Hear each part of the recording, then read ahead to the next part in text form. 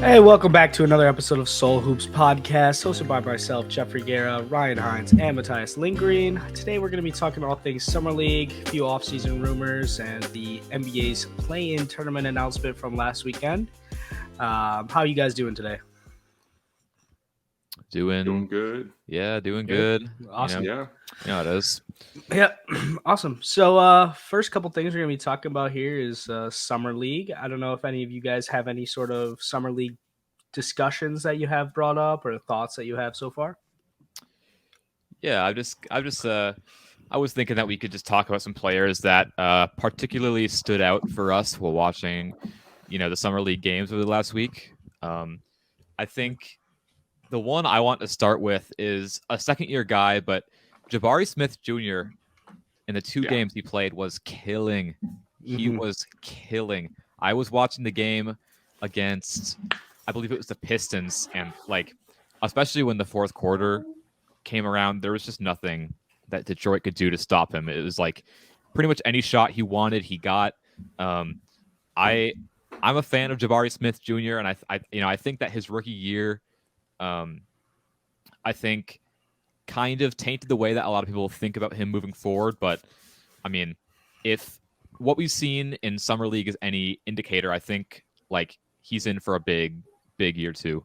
Oh, I think he's in for a huge jump. And I think the Pistons game especially, you saw some on-ball creation. And I know it was on James Wiseman, who's another big body, like a bigger body.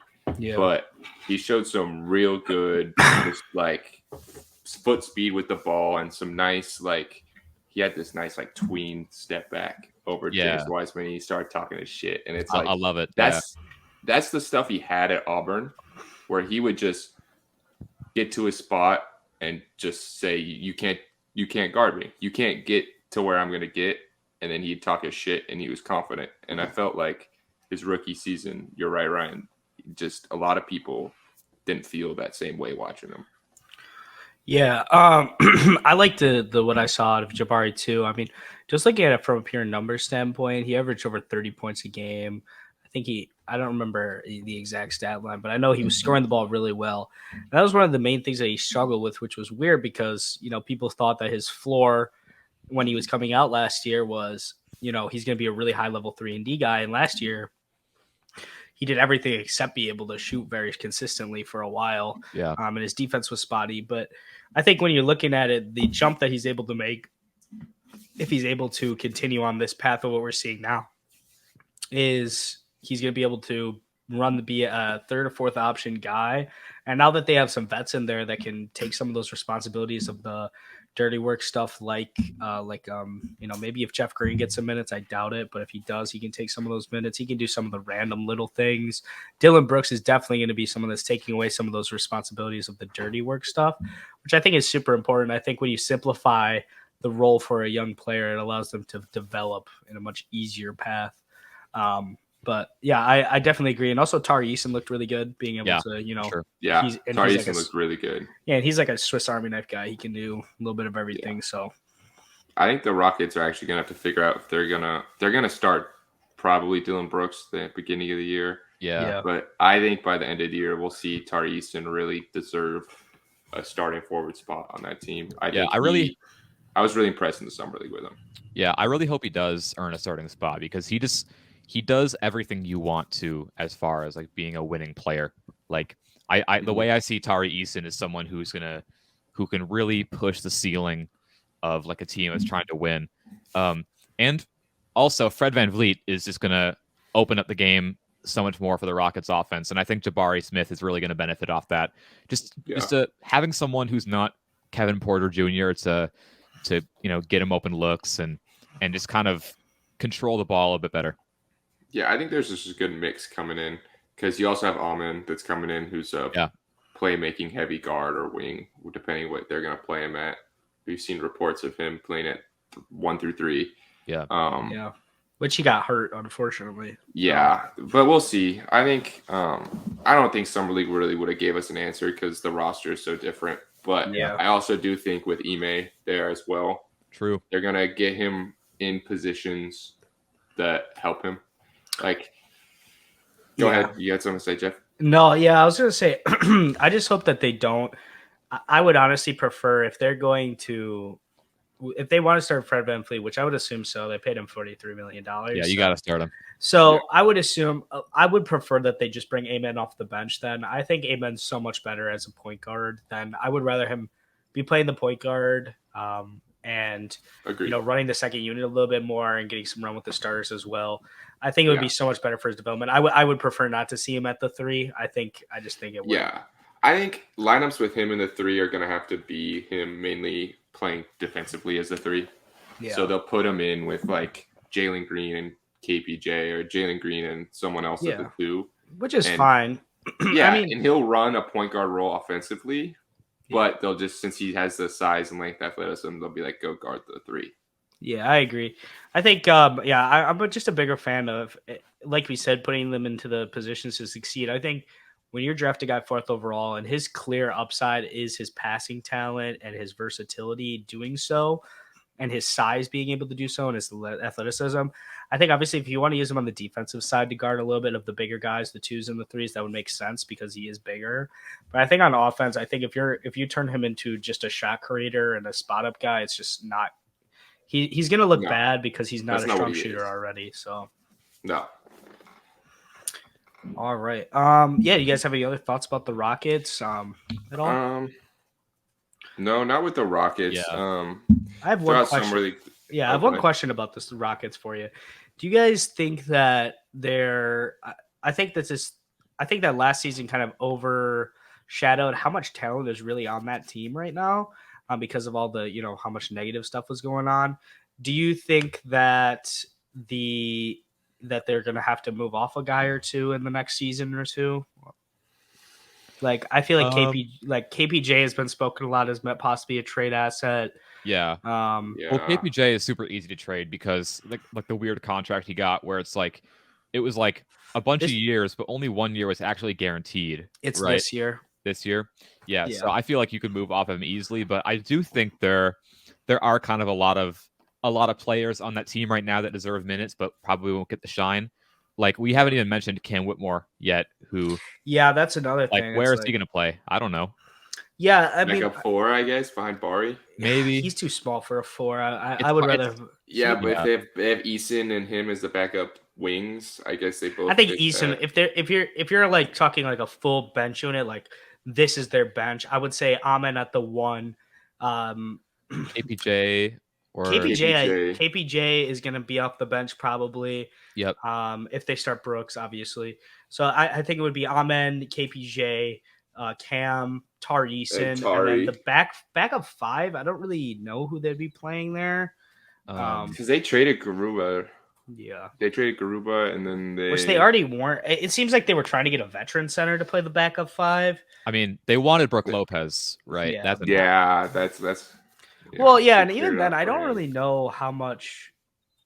I don't really know I mean, Brook Lopez is a good player, but I don't know how his value would be with a team that's not super strong defensively. The value would only be in Sengun's development. Yeah, as like an outside threat more. Just it is a defensive IQ. Teach him the ways in the pick and roll and defensive IQ, because Brook really developed his defensive IQ. Yeah, and if there's any player to like be like, hey, I was an idiot on this end of the floor. You can do this to fix yourself. Brooks are good. For sure. Yeah, I'm not sure. I can. I'm not sure exactly what their backup 5 would look like. I know they experimented with Jabari at the backup 5 a lot, like small ball 5. Oh, they signed Jock Landale. Right. Oh, yeah. On that he also has a really weird deal. Where it's like 4 years, $32 million, but only the first year and like a half is guaranteed. Yeah, something like that. Which Jack Landale was fine last year, so I wouldn't expect him to be any worse. I think he'll be fine.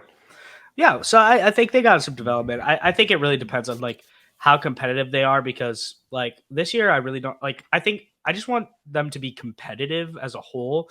I'm not putting any sort of expectations. I think the overall both conferences, especially the West, getting down to that 10th seed, like there's very, very competitive. Like those are very good teams that are going to be 10 seeds. So I would say like as long as they're competitive, I think it's when they want to become like a playoff team that they would probably move it off, which I could probably see at the end of next year, next offseason, possibly. Yeah, I think they're a little bit before they need to move off talent. Yeah, I agree. I was just wondering if you guys had any strong thoughts. Yeah, I also think like contract wise, they set themselves up where they still have a few years before it lines up so like off contracts. Most of the contracts line up with one of their players that plays a similar position when they need their extension. So like Fred VanVleet's contract is 4 years, and he'll be eligible, and like Amen and will be extension eligible after 3. Yeah. So like they can extension him, but they can get his extension, and then they'll be look to trade. Hopefully they're developed, but even then, the extension will kick until the year after the extension off season. So it'll be like they would still be able to have Fred's got a contract season on. Yeah, right. So they would still have the 1 year of season. So I think they positions themselves well. I mean, it just kind of depends on what they're going to overall do. They're definitely looking better coming into this season than they were last season. Yeah. Like, they actually have a good coach. Yeah, and even then, when you evaluate the coaching situation, Steven Silas's coaching position in Houston was always hired. He was hired and took the job on the fact that James Harden and Russell Westbrook were going to possibly be on the team. That's why he took. Yeah. And then Russ got traded. And then Harden got traded, and then they tanked immediately. So, it's like Chauncey. Chauncey comes into Portland, and we just quietly tank for 2 years. But actually, Chauncey's been shown that he's actually good at developing prospects. Yeah, yeah, exactly. I feel like Silas hasn't shown he's shown that he's a stubborn coach where he doesn't try to raise with his players, and his schemes are very winning oriented. They're not developing oriented. So a lot of the players had very short leashes last year. It's like Sengun always was getting benched. Yeah. Getting taken out the game in the fourth quarter because of defense. It's like he needs to be in the game developing his defensive ability and his understanding of these late game situations, because you come into a year after that and you're expecting him to be a rotational full-time player. He needs to play the whole game. He can't just he needs to understand what to do and how to act in those situations. Yeah. And I also just felt like he wouldn't put Jabari or Sengun or even sometimes just a lot of their players, he wouldn't put them in positions in the offense to succeed. No. It's like he's just putting them where he wants them to be, even though the player's strengths don't. Well, it's like KPJ. Why is KPJ? I mean, KPJ is a talented enough player where he can play a guard role, but why is KPJ a 1? That's not his. No. He was always a 2-3 scoring hybrid. Yeah. So I don't know. I think they should be a fun team. It'll actually be worth watching this season. I think people were like, "Oh, so last season it was just like if the Rockets are playing, it's not worth even turning the team." Yeah, it's hard to watch. But pivoting a bit back to Summer League, what were some names that you guys watched out there and were really impressed by? Yeah. I watched a couple games. I watched mostly the Bucks games. Yeah. I was the last 2 games for the Bucks were not very good. But for the first 2 games, I was very impressed with Marshawn Beauchamp. I think he looked very, very good for what compared to last season. He looks so much more comfortable handling the ball. He looks bigger, and you can tell he's bigger. Sometimes people look like they're bigger, but you can literally, when he's playing on the court, you can watch him. He's bouncing off guys. He's able to finish through contact. So that was exciting. A little bit people on Bucks Twitter and overall were like, the last 2 games, he had 0 points 2 days ago, and he only had 10 points today. But he only took 5 shots in the last game, and then today he took 6 shots. So I really think he was just chilling. He wasn't getting his shot up, so it's whatever. And also, he's not gonna be a self-creating guy right now. So I don't know why anyone would expect him to be able to just get in his bag in the mid-range and just break a defense. That's not. He's someone that's gonna be reading closeouts and being he's gonna be a third guy. He's gonna be I caught it on the wing. I'm either spotting up, or if somebody's running at me and I see a lane, I'm going to go through. He's going to be a cutter and a putback guy. So not really sure. You do want to develop his on-ball pick and roll, though. Yes, he actually looked pretty decent navigating the screens with the ball. His passing at first was looking a little shaky, but I think it's just because he's not comfortable with being in that role. But as the game went on, it looked much better. I mean, I could tell that it was looking better. He was making better reads to the corner. He was keeping his head up more, working the pick and roll better. So that was hopeful. But a guy that's not on my team that we played the Nuggets, Hunter Tyson. My goodness, that man was a sniper. He was just stroking the thing. He was sending them down. It was crazy. So I was very impressed with him. I don't know if there's anyone that stood out to you guys. Obviously, a big name that needs to be brought up, in my opinion, is Keontae George. Yeah. Speaking of snipers. Huge standout due to draft position. And obviously he's gotten the media coverage, but he's averaging 22 and 6, and he's doing it in impressive ways. Like, he just seems like he's had control over every game. He's comfortable. Yep. Never seemed too sped up when you compare him to other rookies. He really seemed like he's been here, and it was like, I think his first 2 games, he had 59 and 17 assists in 2 games. Yeah, that was crazy. He was he was bringing the ball up. He was running the offense so well. He was working the pick and roll. He was working driving kick. He was hitting some crazy shots as well. His scoring was phenomenal. He looked great, and it's also a great story. Keontae George is great story. Yeah, I was watching him against my Timberwolves, and man, he was actually drafted with the pick that we sent over to Utah. With the trade that should not be named, but 26 points, 3 rebounds, 7 assists, 2 steals, 9 for 15 from the field, and 5 for 10 from 3. Yeah, just he's been so good. That was one of the biggest concerns for him was the playmaking and the shots, the shooting. Yeah, the consistency in the shooting. People were worried about his great. Scoring. Obviously, it's a small sample size against not that great a competition. But like, if the jump shot can look anywhere near this, obviously he's not going to be shooting like 50% from 3. Obviously, but if you can look anywhere near that, I think you're in good things, especially for a guard needy team. 100%. And I think also the fact that just his scoring, he's not intimidated by the NBA range. If you look, a lot of people, even like rookies, for instance, we can use just Jabari Smith because we were talking about him. His rookie year, he was an elite shooter, but he struggled. He looked uncomfortable from NBA range. Yeah. If Keontae George, he didn't look like he had any issue extending his scoring from the third level in the NBA, which is huge. Yeah, no, that's big too. He looks comfortable, and he looks up like he's willing to be aggressive, which is a big thing that you like to see, especially from a late round guy, like a second round guy, because he was second round, right? No, he was first round still. Late first? He was just like mid first. Yeah, it's like I can't remember. I'm getting caught. I'm in talking about so many picks and stuff. I just get like they're just all blending together. No, he looks great. Utah's first pick was Hendricks. Yep. And the second pick they took with Timberwolves was Keontae George. Yeah, and I like it. I think it also kind of if they believe that Keontae George is going to be that, I think they might be willing to move off a guy like Sexton, maybe for cap relief. Yeah, maybe get some expiring contracts. So, or some random role players to fill up the bench. Because I wouldn't be surprised if Utah, because it's kind of Danny Ainge's thing, if they're trying to be super competitive at the beginning of the year and then ship out your role players again for a few picks to a needy team. Yeah.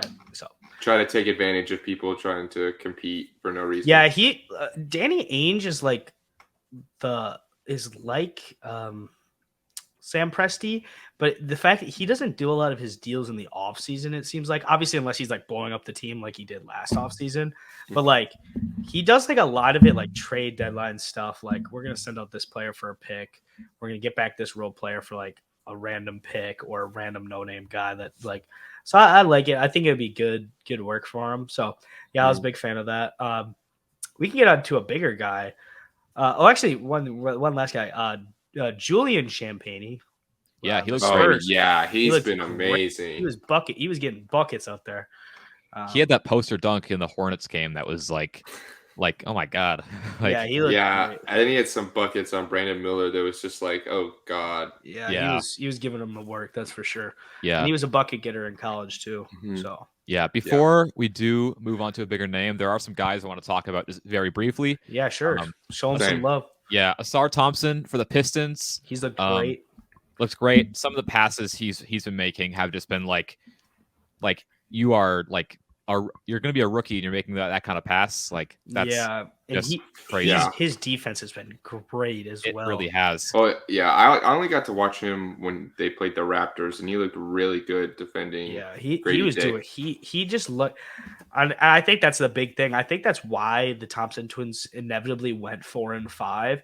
Obviously, Amen was always projected to be 4, but Asar Yeah. going 5 was a little bit of a surprise. They thought he might fall down a little bit, Mhm. but I really think that most likely in those pre-draft interviews they were killing it with Oh, the yeah. absolute IQ that they have. They Oh. look like they just know how to play basketball at a high level. And it just bodes well for their future. Yeah. If you know how to play Well- basketball at a high level and you can play defense and play make, you're going to be in the league forever.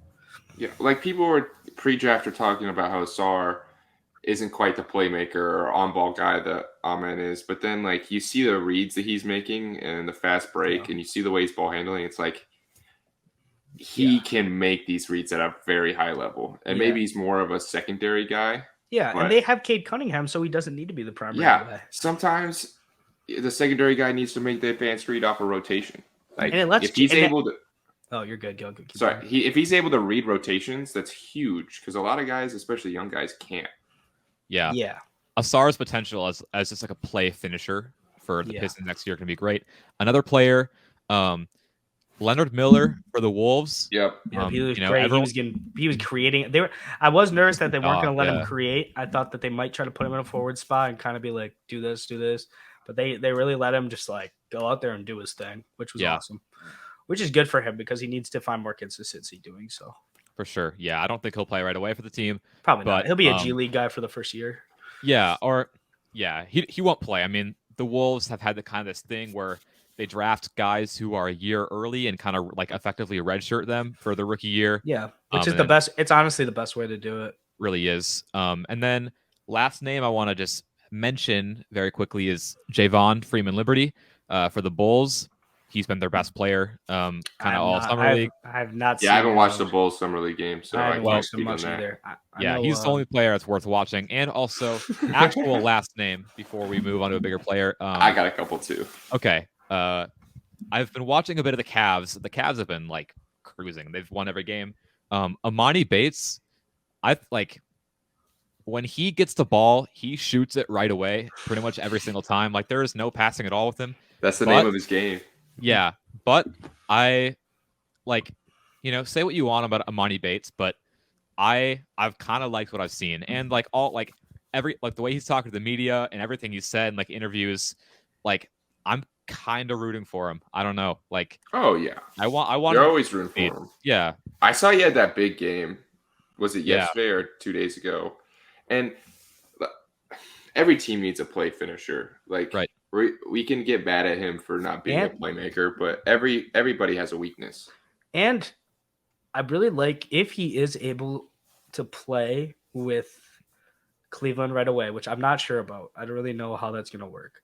But if he is, Cleveland is in desperate need of a guy who they can throw it to him at the end of the shot clock if there's nothing there, and he will put it up. Because Yeah. Donovan Mitchell and Darius Garland were their only options to do so last season, and teams started to figure that out, especially in the playoffs. And it was just like, you two aren't driving and kicking, you two aren't slashing, you two aren't getting to your spots. You're gonna chuck up bad threes, and no one else is gonna be able to shoot a jumper. So Yeah. where's All year, everyone talked about was the Cavs needed a scoring three or a shooting three, and Amani Yeah. Bates is that. Yeah, Is and that- Karis LeVert could be that too, but he's so inconsistent. Yeah, and he's a little small body for the three too. Yeah, he's more. You run consistent. into that. A couple guys I wanted to talk about. I guess it is a bigger name in terms of lottery, but I wanted to give Koulibaly his credit. oh yeah, Yeah. His defense. Yeah, I his scoring. was worried. yeah, I was his- worried about how his defense would translate because he only played a few months with the adult French team. But oh my God, he looks like he might be an elite defender game one. He's looked amazing on that side of the floor, and he showed promise in creation. I really liked what I've seen from him. Yeah, offensively too. Like the first Wizards Summer League game, they basically didn't give him the ball like the entire first half, and I was just like, why aren't they giving him the ball? They finally Just in the started giving quarter. the ball a little bit, and I kind of like what I saw. I don't know. I think the Wizards might have actually not messed up a draft pick this time. So No, props to them. And it's perfect. And Bilal is perfect for their team because they're going to be bad. And they taking a bet on like, especially when they got back like Jordan Poole and PBJ. Shout out Patrick Baldwin, he's a Wisconsin guy. Went to UW Yeah, Milwaukee. I like him. When you get guys like that, where it's like, okay, we have some other young players that we got back in our trades that we can build around, and Jordan Poole will handle the ball and he will shoot the ball.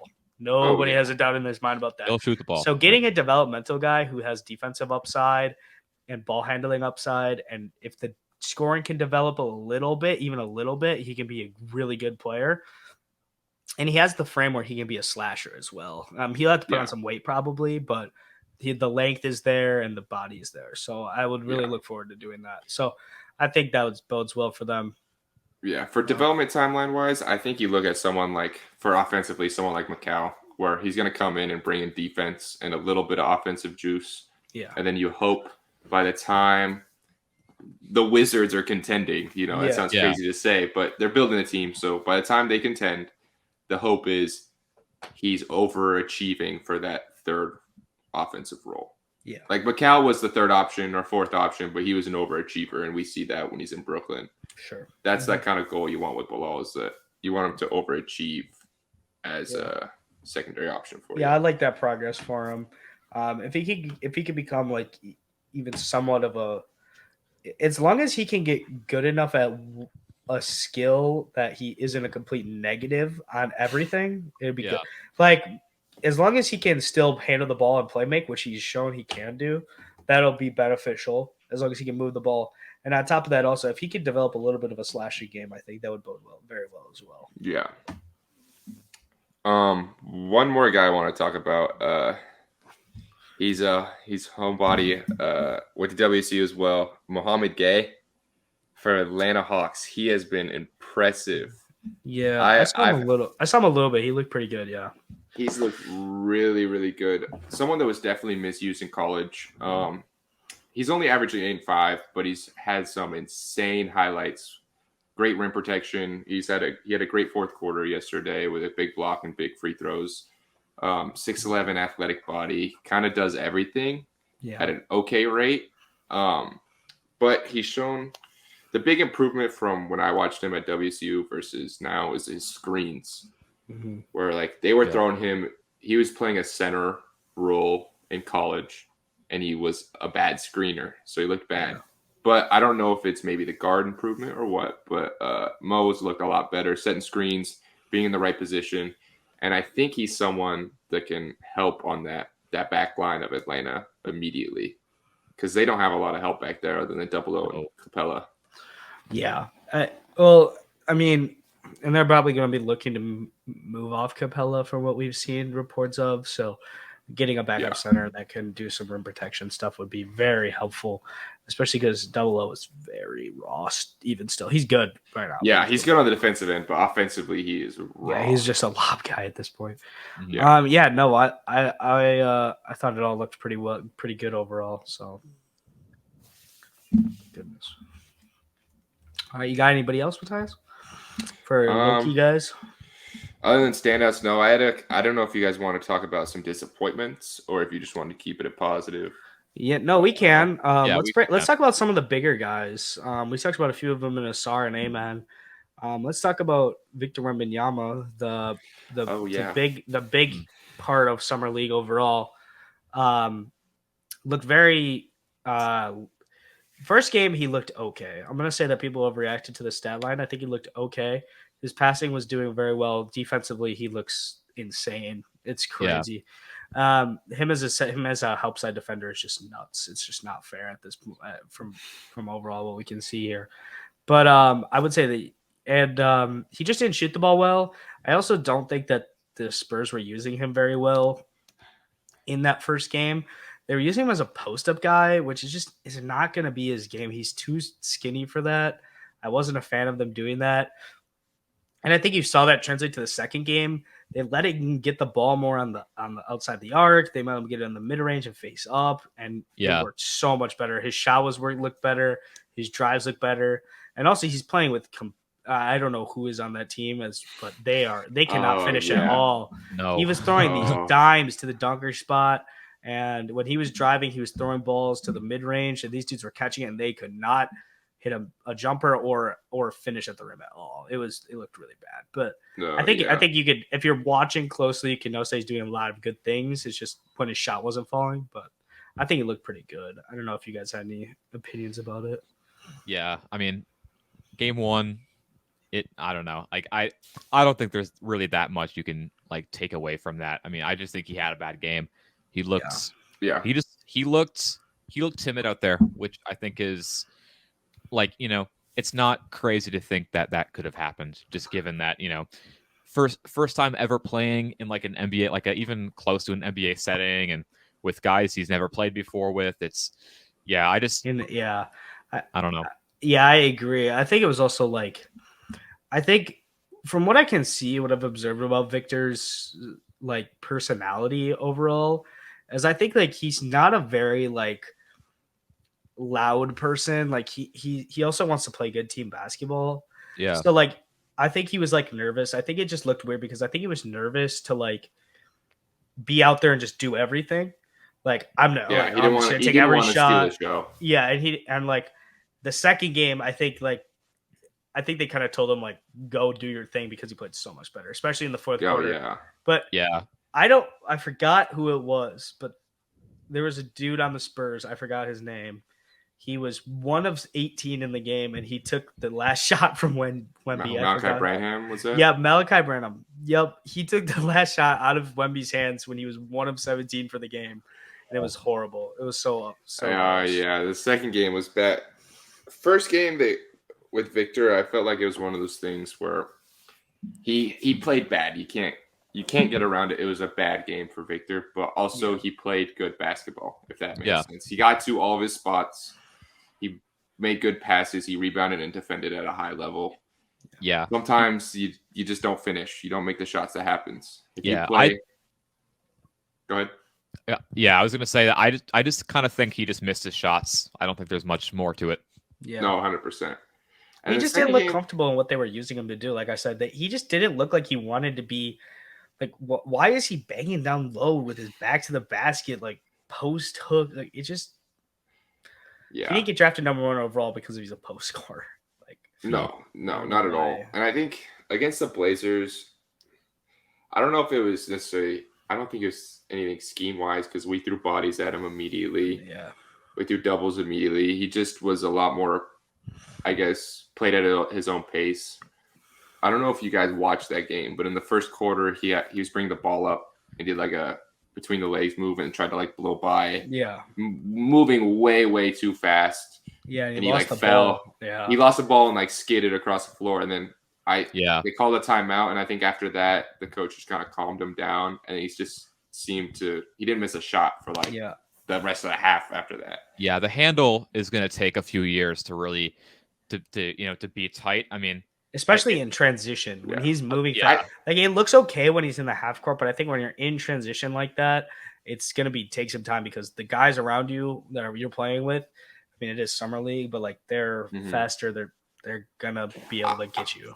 I do think he still has a very tight handle. Like I don't think it is. He's not going to have an issue getting to his spots or getting to the rim, in my opinion, other than if he gets physically bullied off ball. Yeah. But I think his handle is tight enough at 7'5", where the only issue is like, I kind of get Jaylen Brown vibes from him, where when he goes left, he can speed himself up. Like every time he goes left, I feel like there's a chance he's moving too fast. He sometimes moves his body faster than the ball than the play can actually happen. Yeah, which he'll hopefully develop in learning, which I would assume he has. I mean, he's gonna have a great development team around him. So then we can make sure he does everything right. Yeah. Then we can get to the second overall pick, Brandon Miller, who has looked, to put it nicely, very subpar for the getting pick number 2. In my opinion, he does not look comfortable out there at all, and everything he does bad is is just like times 10 right now because nobody on the team is very good.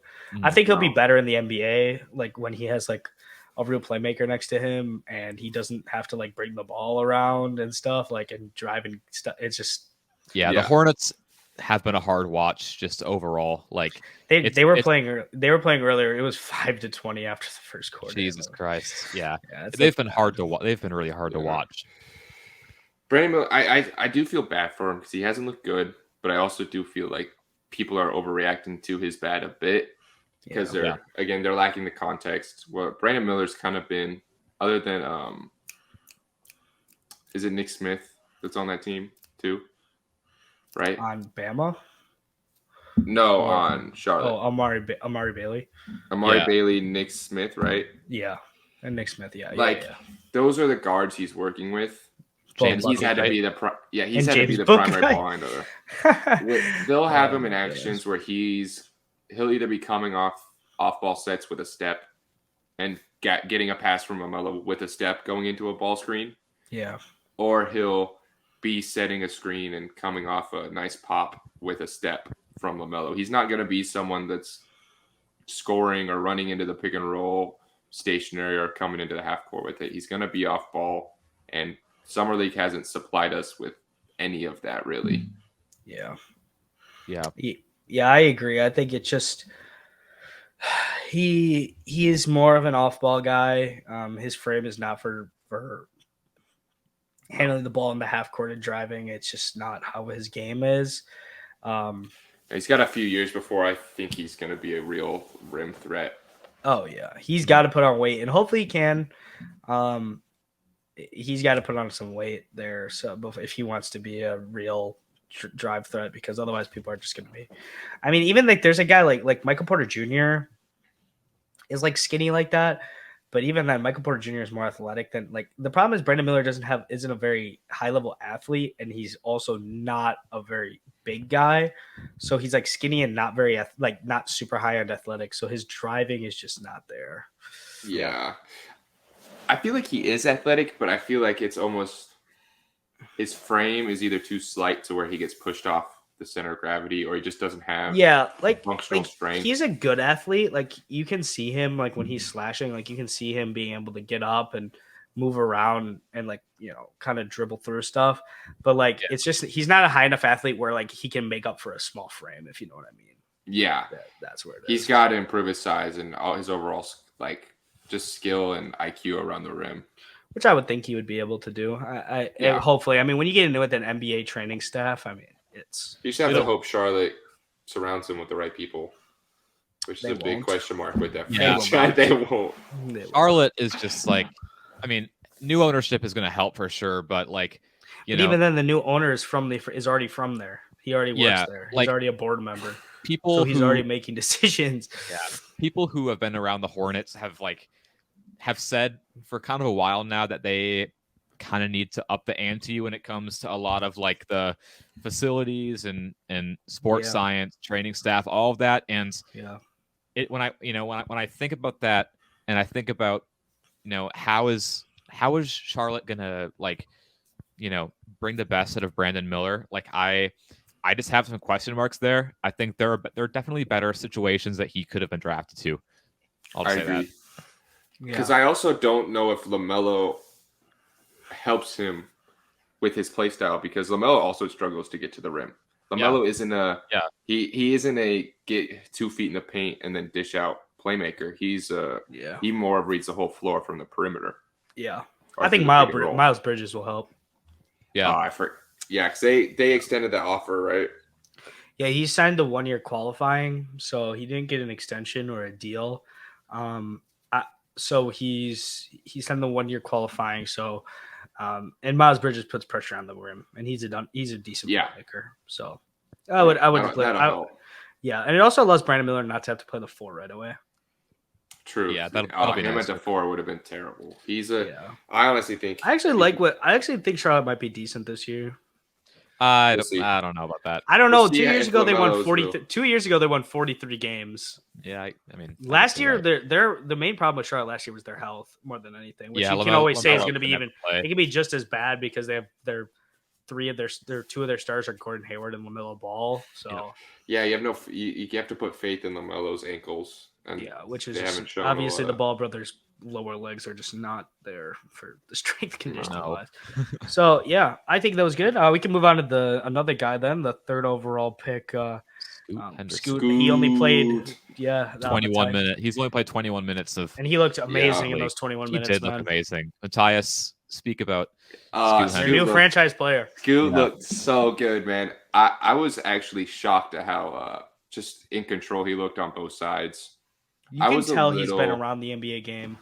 Oh, 100%. Just the way he talks to teammates and like holds himself on the bench and like even talks to reporters, just the small things. He's a pro.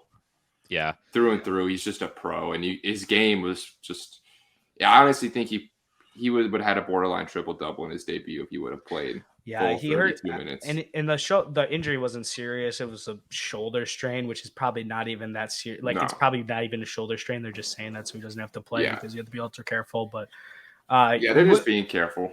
Yeah, obviously. And he's now your franchise, like, star franchise player. So you have to protect that.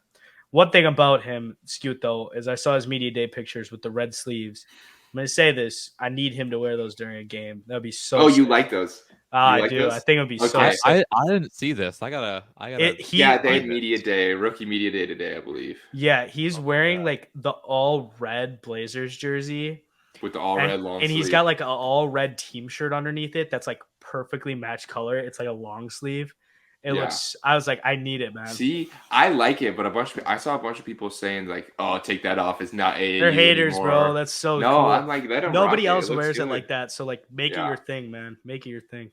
Yeah, but with Scoot's game in the 21 minutes, he just looked so poised in the pick and roll, and I think that's just like as a guard, he was hyped up as this elite pick and roll player immediately. Yeah. He was highlighted as this elite floor reader and floor raiser, and I think he is. Like, for instance, he looks like game.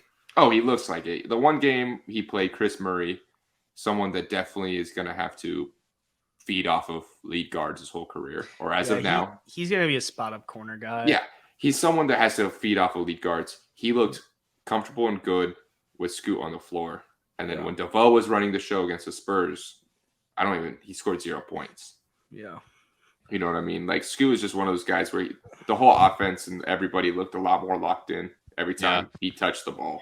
Something I saw with Scoot, too, is that, like, when it comes to the shooting, like, people have, I mean, there have been a lot of questions about his shot, like, all of pre-draft and even still now, but there's a difference between players who don't have a jump shot and whose mechanics are horrible. Yeah. And there are players who can't shoot right away, but like their mechanics are good. Scoot Henderson, his form, like everything looks fine about it. Oh, it's smooth and and so one of the things also that you can look at is he's very effective with a jump shot in the mid range. Yeah. I just think when he was playing at G League United, I just really don't think he was taking that many threes. Like, he wasn't taking that many threes, and he was taking a lot of mid-range and driving kick because he was playing with a lot of leagues. He wasn't taking a lot of threes, and it was one of those things where it's kind of like, think of like Utah Donovan Mitchell days, where a lot of times his three-point percentage is hindered by the fact that in the clutch or when there's 8 seconds left in the shot clock, it's going to a Scoot Henderson 3 or a Scoot Henderson ISO. So he's got to chuck up a grenade. Yeah.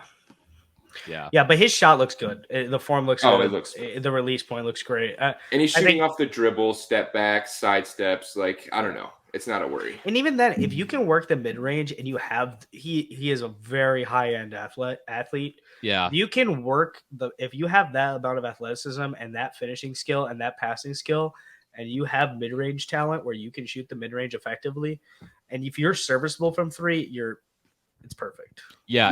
It's like Westbrook from like 2015 to like 2017. When that mid-range was just falling. It was automatic for him. And like, having that as another tool, like it just opens up a lot for it opened up for a lot for Westbrook, and I think Scoot is a better mid-range shooter like right now than Westbrook was coming into like his early days. So I For think sure. having that mid-range is I like it for two reasons. One, because it gives him another option when the paint is clogged up and he can't get to his drives, and also it gives me some belief that like the 3-pointer can also come around. Yeah, I agree. I have a lot of belief in his 3-pointer coming around because he's not afraid to take it off the dribble. He's actually doesn't take a lot of catch and shoot attempts, and I think those will bump up in the NBA when he's playing at Stanford. Everyone's catch and shoot does, because you're playing with so many guys who can drive. Yeah, with Anthony Simons, Jeremy Grant, if Shane Sharp starts, whoever they get in the trades, Yusuf Nurkic, Scoot's not going to be. He'll have the ball in his hands, but it's not going to be like the Ignite. There'll be other guys that can handle the ball and do multiple things around and set him up. So yeah, I look forward to Scoot. I think he's going to be one of my favorite players to watch right away. And I think what's really makes me excited though is with the Trailblazers, this rebuilding phase now with Trey Dame. I really don't think it's going to take that long. I mean, they have so much talent, and they're going to be the fun young team right away instead of the really bad young team right away. Like, they're not going to be that early Orlando after they traded Vooch and all their guys. They're not going to be like Houston the last few years. They're not going to be like Detroit the last few years. They're already going to have set really good players that we know can develop. So I'm really looking forward to that. Mm-hmm. Another guy that was a top draft pick that I was really impressed by, though, was Jarris Walker. He played, I think he only played like 1 or 2 games. He looked great. His defense looks just as advertised in the draft. He looks great. He was all over. His playmaking looked kind of good as well. I think you just got to wait for the scoring to come around. But even then, I really don't think he's going to need to that much. I don't even think his scoring looked too bad either. No, it doesn't. But if you were hoping that it can develop, if you really want him to be like that guy on your team as a cornerstone, you would want the offense to develop. But even then, the Pacers, since we last spoke, they did trade for Obi Toppin, 2 second-round picks, which is an insane deal for Obi. He's on a 1-year deal, but he'll be able to run the floor. Yeah, the Pacers are going to be so fun. Oh my god, they're going to be a playoff team next year. I agree. Yeah, I don't remember where I found It's going to be a really good team, man. I don't know where I heard the stat from, but I think it was probably Brian Windhorst, Hoop Collective, or Zach Lowe, something. But last season, the three most efficient transition players in the NBA were Tyrese Halliburton, Bruce Brown, and Obi Toppin. And now, I did see that. I think it was NBA. I think it was an NBA University. Okay, yeah whatever. Yeah, no, I saw that as well. They're gonna be they're gonna run the floor. They're gonna have a ton of guys. Their bench unit's even gonna be pretty decent, I think. Yeah. I don't know exactly how the starting lineup's gonna play out. It'll be Tyrese, Buddy Hield. I'm not sure who's gonna start the 3 for them. If I'm just forgetting someone that's on the roster, Obi will probably start at the 4, and then Miles Turner at the 5. I think Bruce Brown will start at the 3. You think so? I wouldn't be surprised if they use him off the bench as a second guard. Yeah, they've also got Benedict Mathurin. He'll come off the bench. Yeah, he was a 6-man. If he was a 6-man last year when they weren't trying to be competitive right away, I think they'll be. Yeah, they finished 11th last year in the standing. I'm looking at the standings right now. They finished 11th last year, and they were only 5. Well, but they had the same record as the Wizards, but also their star player got hurt for 2 months in the middle of the season. Yeah. So, and he was Tyrese Halliburton is very good. So. Oh no, he's very, very good. I think the Pacers are going to be good, but let's see. I don't know how much more Benedict Mathurin can really improve. I think he'll improve. That's not to say he won't, but like you said, Geoff, I think he's gonna stick around that 6-man role for now because he already draws fouls at a high rate. He already does the small things very, very well. It's kind of hard to see him improving much more. They drafted Ben Shepherd. He might be able to start at the 3. He's 6'6". Ben Shepherd. Where do you go to school? He went to a small school. Ben Shepherd. He was picked at 25. Yeah, I missed that one. I forget his name. I do hope the Pacers let Jarris Walker reins loose with the playmaking. I think his He went to playmaking Belmont. Okay, Belmont. Belmont. Okay. Yeah. Jarris's playmaking, I think, is severely underappreciated. Yeah. And I think it was something that was highlighted during his draft process, but I also Yeah. think it's something that will be highlighted more in the NBA. For sure. They're gonna give him they're gonna take him away from the traditional power forward spot and put him into the one big. And I think he can be. He's gonna be their backup 5, probably. Yeah, he'll be the backup big. And He's only 6'8", so I don't know. Yeah, I think he's someone that's gonna, in his career, he'll be a 4. Yeah. And I think he's someone that can play small ball 5. Yeah. But I think he's someone that's just gonna be a versatile 4 that does everything on both sides of the floor. And I think the Pacers need to allow him to do that. Yeah, I agree. I think they'll be a pretty good team. I like it a lot. They have shot makers. They have playmakers. This starting lineup looks great. So Yeah. and Very excited for. They got vets too. I mean, TJ McConnell's going to be their backup point guard. Jarris is probably going to come off the bench because of the trade for Obi. Yep. Aaron Nesmith was very good. Was pretty good last year for them. So I like Isaiah Jackson a little bit too. I think he's a player who can play backup 5 for them. Yeah, for sure. I like it a lot. Do we have anybody else that we want to talk about? I feel like there's not many other guys. I feel like we kind of covered everybody. Yeah, I feel like there wasn't too many other guys that went on. I know they're going to be starting the playoffs soon, but Summer League ring is who really cares that much. But turn a waffle, ring them. Okay. So I think overall Summer League has been good. It was a very busy Summer League. I think this is some of the most attention Summer League's gotten in a while. So that's good to bode.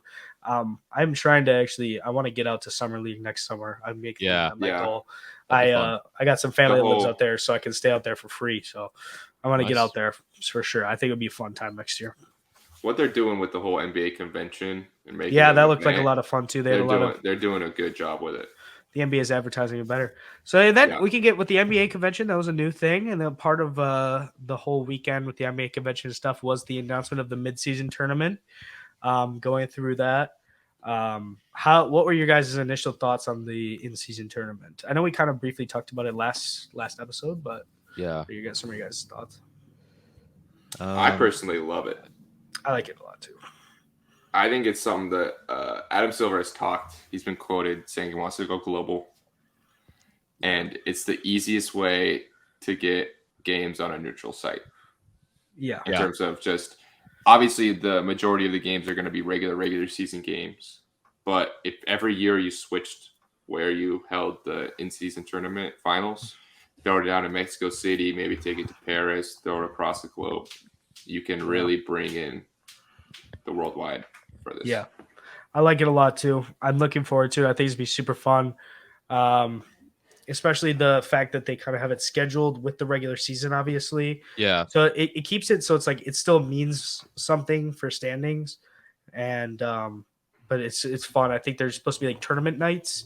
Yeah, that's gonna be so fun. Having nights where every single game that goes on, is part of the tournament, and it's like group matchups. I think that's gonna be like a really fun thing to watch. Yeah, makes those games mid-year mean something a little bit. Makes you sit up on that edge of your seat and be like, oh, they're playing for something. So the tournament officially starts on November 3rd, and all 30 teams will be involved.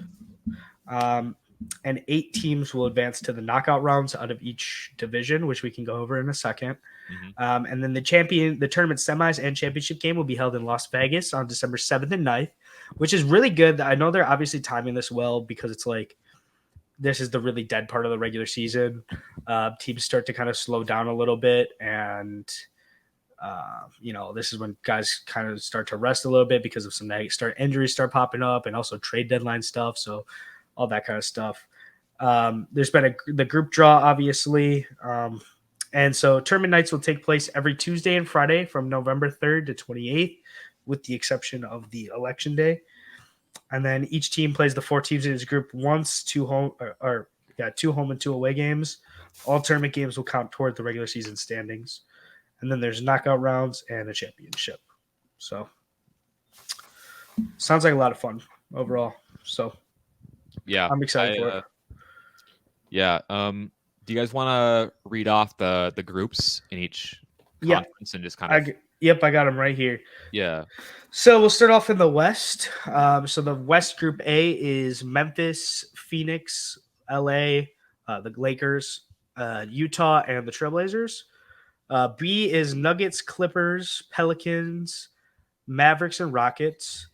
West C is Kings, Warriors, Timberwolves, OKC, and the Spurs. East A is the Sixers, the Cavs, the Hawks, the Pacers, and the Pistons. B is Bucks, Knicks, Heat, Wizards, and Hornets. And C is Celtics, Nets, Raptors, Bulls, and Magic.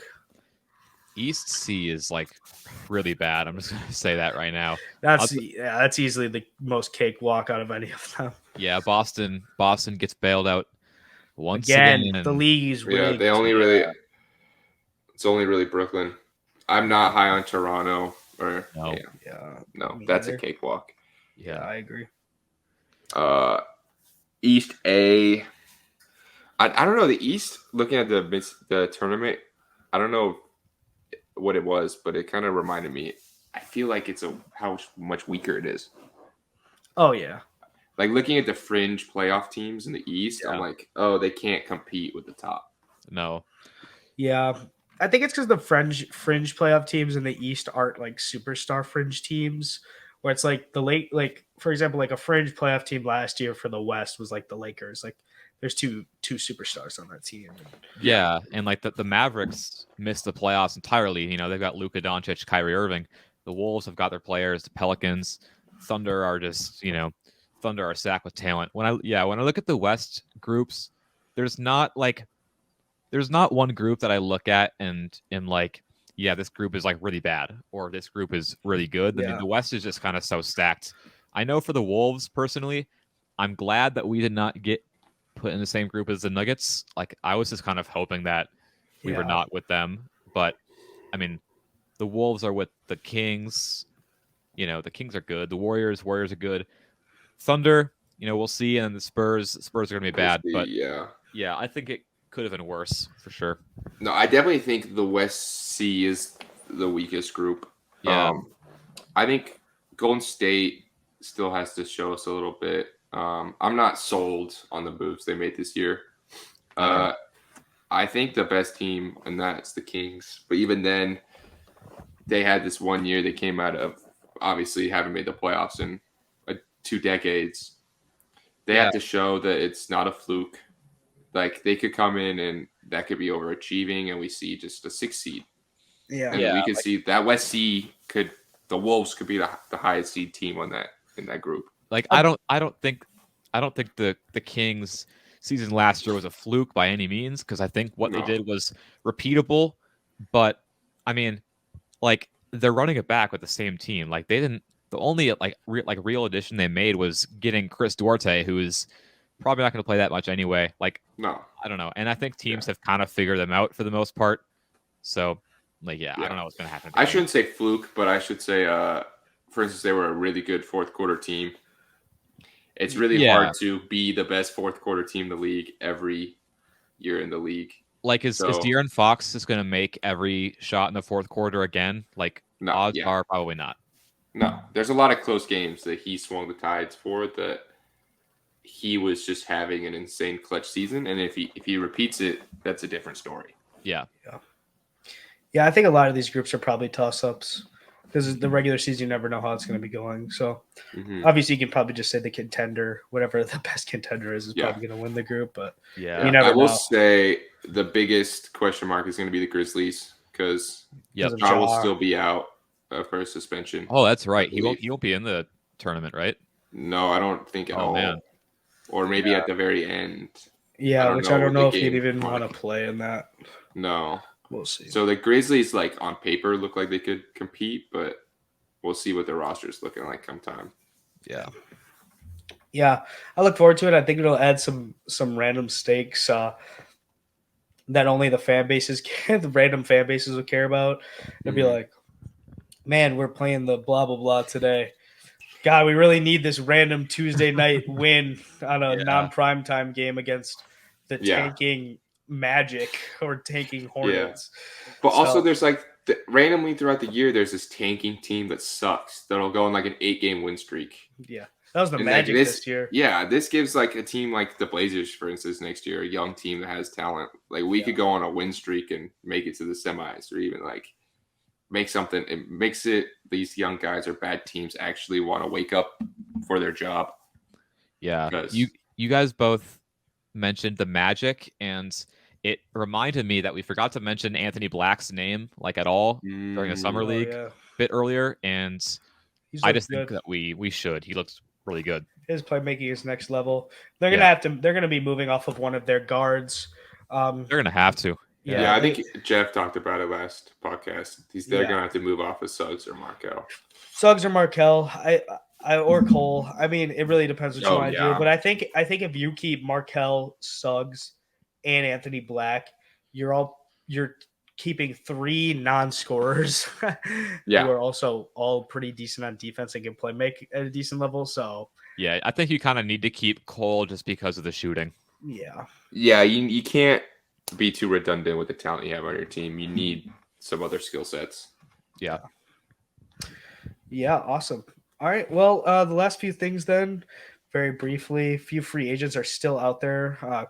Christian Wood, Kelly Oubre both have reported that they haven't had really many offers, and most of them have been vet mins on prove-it deals, which is interesting to me. So yeah, I think we can kind of go on for however long we want, just talking about things that we've heard or seen around the league. Like we're really kind of entering the point where like the NBA is really gonna like die down for the next 2 months, just like with things that are going on. Obviously, you've got the Dame Lillard stuff still in the air, and James Harden. I don't even want to talk about because like who knows what's going on with them. But I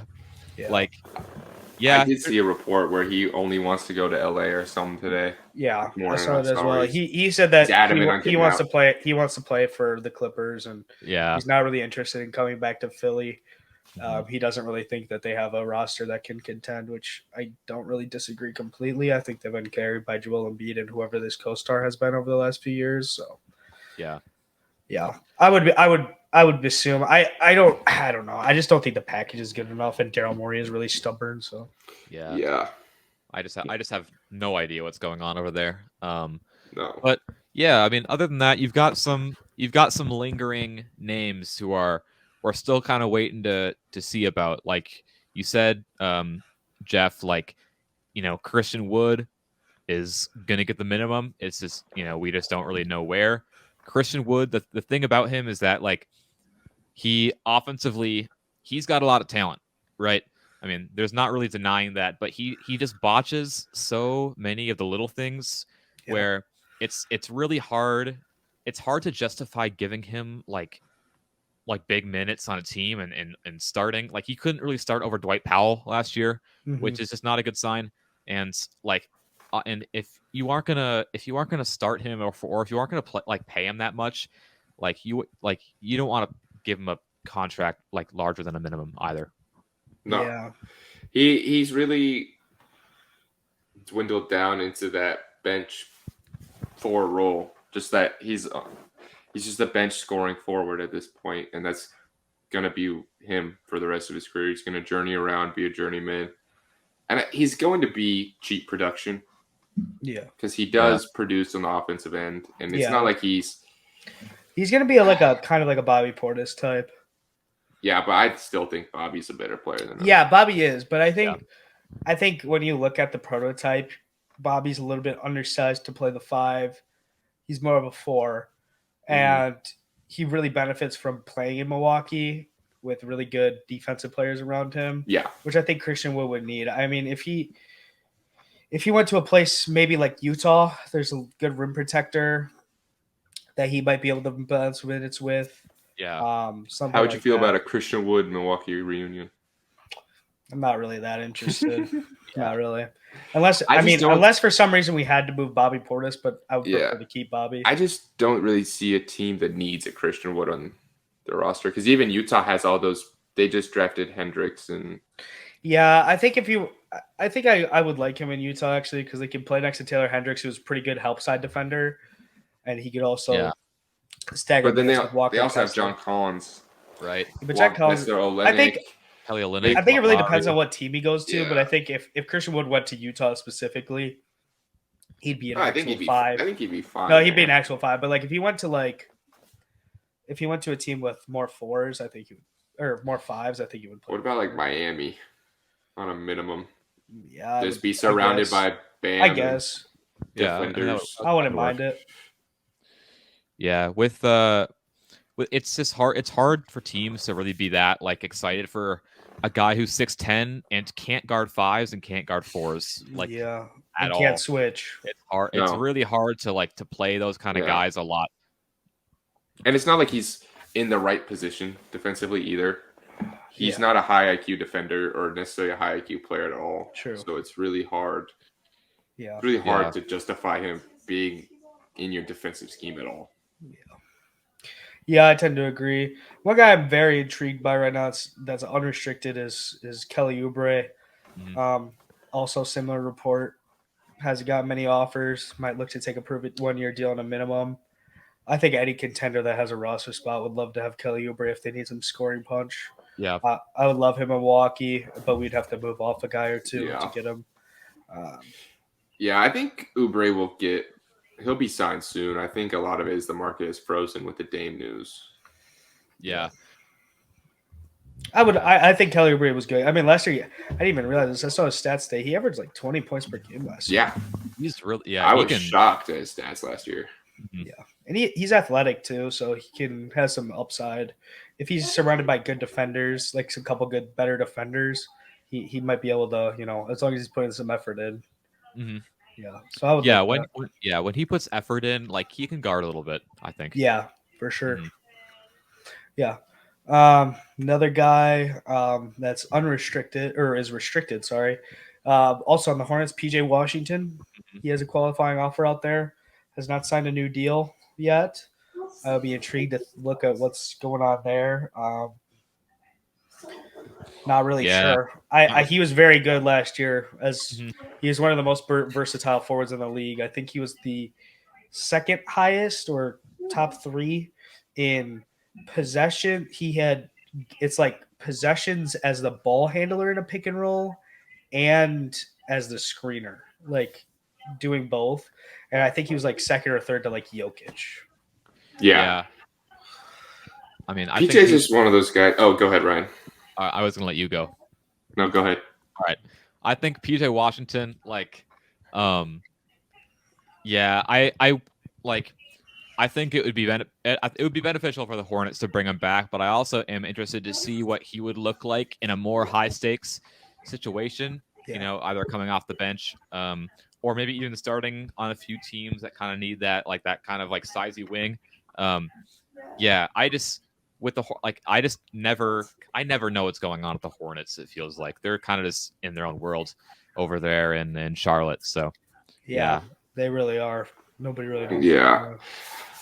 I think we'll just see because I don't think PJ Washington's a player that organizations are looking or aren't looking to sign. Like he's a player that almost a majority of teams want him on their roster. It's just the money that he will take. Is he gonna want a big contract to go just make his money, or is he gonna want to up the stakes himself and maybe take a smaller contract? What would you guys be willing to pay a PJ Washington? I have my answer. I think it would be somewhere in the 17 to 20 million range. yeah, I was gonna say 17 and a half. Yeah. Yeah, That's like the baseline contract. Yeah, I think more than the mid-level for sure. I just don't know how much more than that. Is he worth 20 million? I probably wouldn't say so. So probably somewhere between. I think 17 is a great number. 15, but then I feel like 20 million is not like necessarily overpay with some of these contracts we have seen, especially if you give them 20 million, it's not all guaranteed. and you just give him like the base salary if you reach Saul's incentives. I don't know. And this isn't like a Christian Wood where teams like just don't really want this kind of player. PJ Washington is the kind of player that every team would want, right? So, yeah, I mean, it seems like it's just PJ Washington, but like, I think he could, I think, make a difference on like a ton of teams.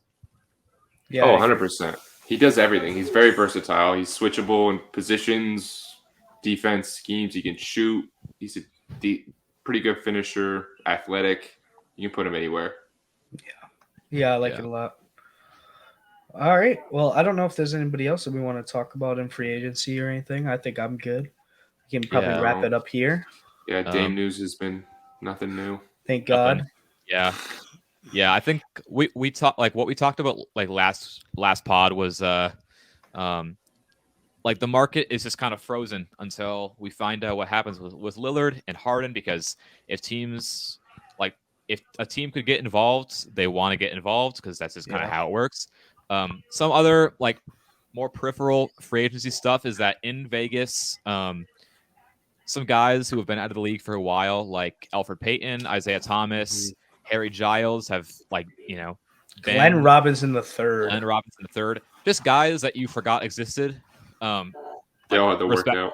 Yeah, respectfully, like they all kind of had to work out for teams in Vegas, and I mean, Isaiah, like I don't know, it's hard to see a lot of teams like jumping at the chance to get Isaiah Thomas in the year 2023, but like from footage I've seen of Harry Giles, he looks pretty good out there. Yeah, I would say from those names listed, Harry Giles probably has the best chance of getting picked up, because I do think the age of the skilled big man is upon us.